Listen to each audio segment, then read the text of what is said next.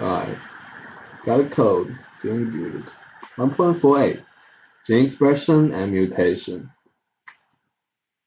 Learning intentions. I'm gonna skip them anyway because they don't really matter for our purpose. Genotype, and this is what I like to talk about. Gene expression. Gene expression is a process in which you go from genes to proteins. The genes or the genotype are just all the genes in a single organism. So your genotype would just be all the genes in all the ATCGs in your body, in your cell. And the phenotype is what comes out, what you see from the outside. If you have dark hair and white skin, that would be your phenotype. That would be a very vague expression of your phenotype. Uh, and the process happens like starting from genes. The gene is transcripted to pre-mRNA, and we know that pre-mRNA is cut to mature mRNA using restriction enzyme. The introns are cut out and not used for protein synthesis, and the exons are left in. So mature mRNA are just made up of exons, and the exons are then translated to proteins, which affect the phenotype. Now, cellular differentiation.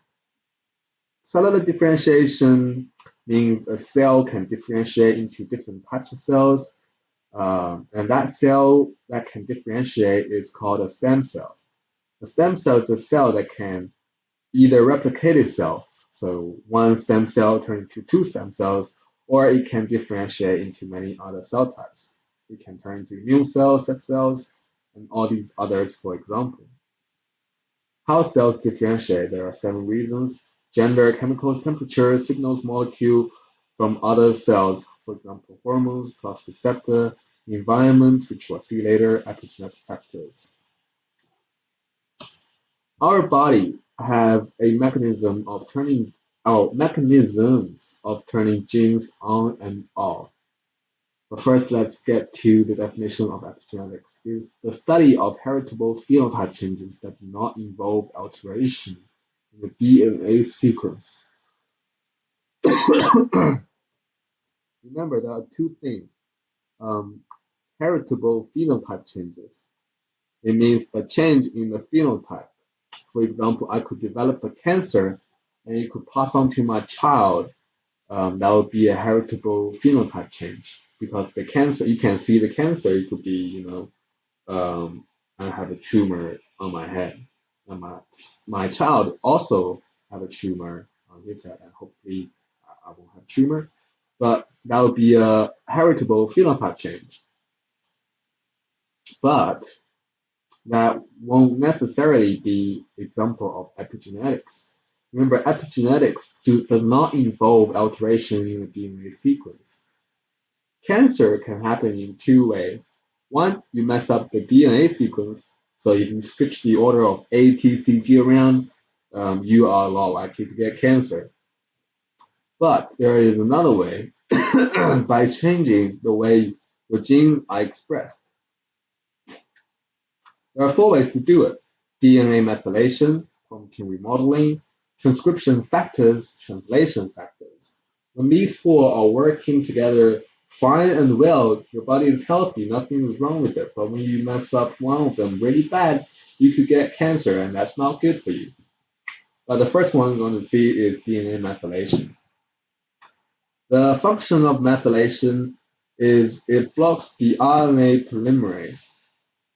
So a methyl group will attach to a cytosine in the DNA, and thus, because transcription happens by having an RNA polymerase running down the DNA, without the RNA polymerase attaching to the DNA, because there is a methyl group there already, there's no transcription and thus no gene expression. Simply put, the gene that has a methyl group attached to it is silenced. Two, protein remodeling, acetylation. This is when negatively charged acetyl groups are attached to histones.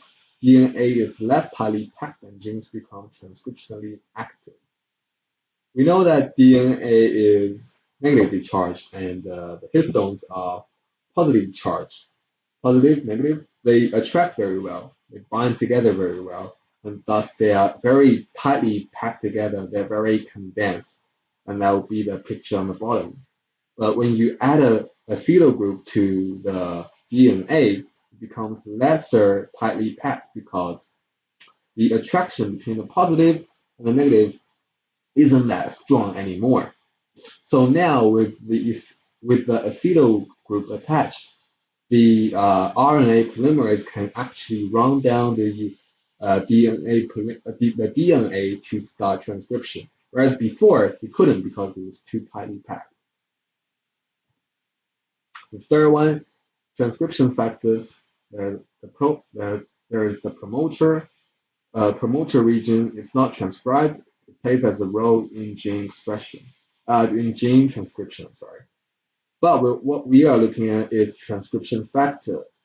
They are proteins that bind to the promoter, and they assist RNA polymerase to bind to DNA in right starting spot.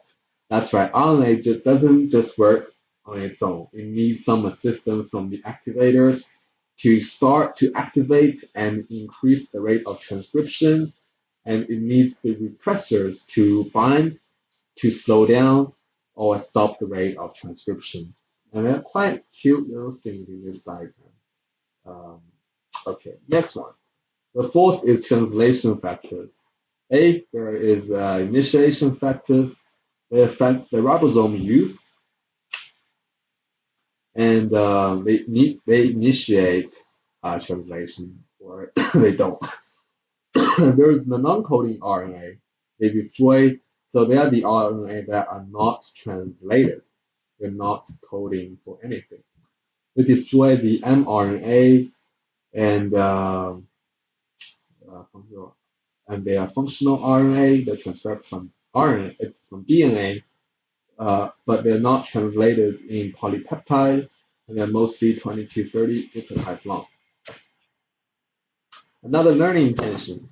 On point 4.3, epigenetic fact changes can lead to phenotypic difference between identical siblings, phenotypic differences between clones, and may cause human diseases.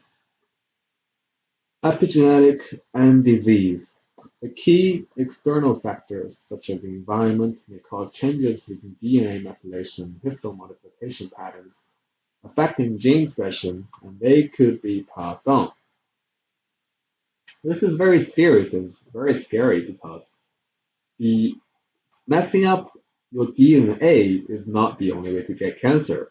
You could also mess up gene expression factors, the four things we just learned earlier. For example, if you mess up DNA methylation, if you mess up acetylation, if you mess up transcription and translation factors, and you could all get cancer.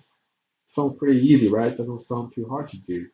And these can be caused by environmental factors such as chemicals in the air, pollution, uh, temperature, and other things.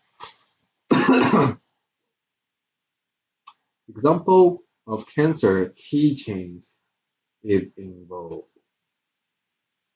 The tumor suppressor genes, they control cell division, breaks of cell cycle. Oncogenes control cell cycle and they keep moving. Now we're learning about genes that are vital to not having cancer or having cancer. The tumor suppressor gene sounds just like what it does. It controls cell division.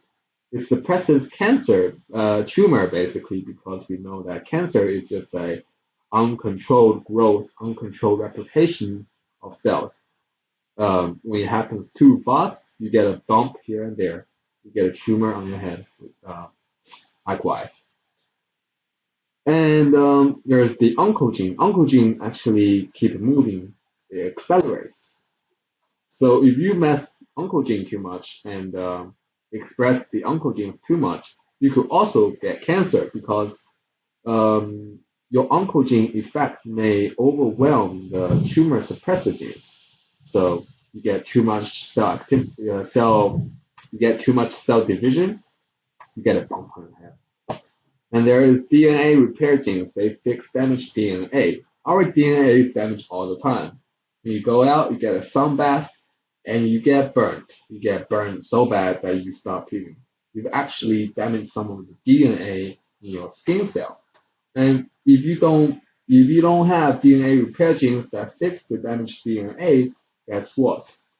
Your new skin cells will be cancer, and that is not good. and that is the last slide. Okay, 1.4a. Done. Thank you.